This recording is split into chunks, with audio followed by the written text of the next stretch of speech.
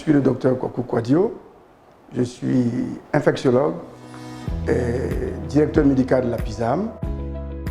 Ces coronavirus sont connus depuis les années 1960. Et ces virus, alors, depuis ce temps, ont muté à Covid-19. La transmission de cette maladie, elle est simple. Au cours de la toux ou de l'éternuement, le malade rejette des petites sécrétions, des gouttelettes qu'on appelle les gouttelettes de Flug.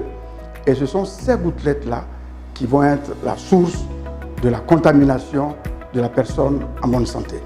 Alors, retenez que lors d'un éternuement, les gouttelettes-là peuvent être projetées sur 4 mètres.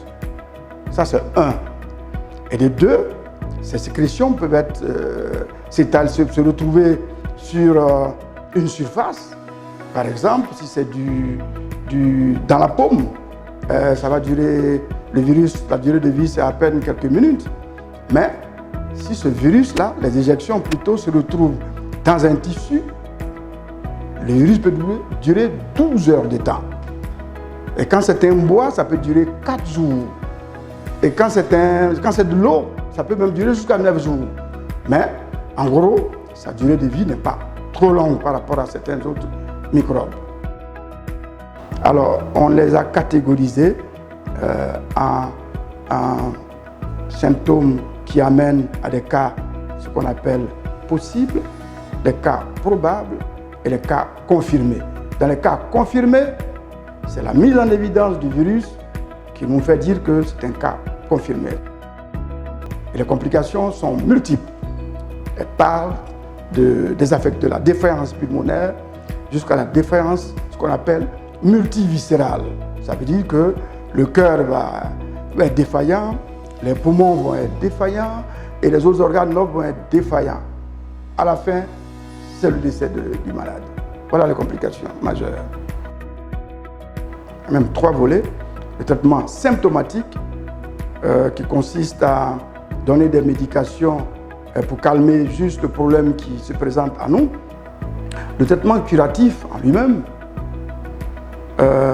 il y a beaucoup d'études où on signale l'activité marquante de certaines molécules comme la chloroquine, qui est citée comme étant un médicament qui semble marcher sur ces coronavirus, mais il y a également le remdesivir et puis d'autres associations d'antiviraux et qui semblent marcher également sur le coronavirus.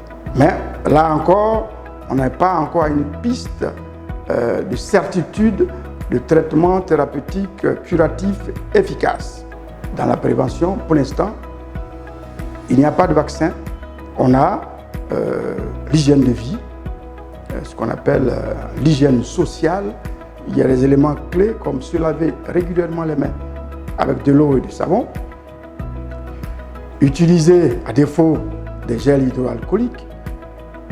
Quand on éternue ou quand on tousse, on doit avoir sur soi papier mouchoir, on tousse là-dedans et juste après on le jette dans une poubelle.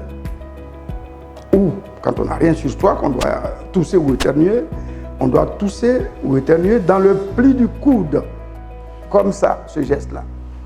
Voilà, c'est important, ça permet d'avoir un effet barrière vis-à-vis de ce virus-là.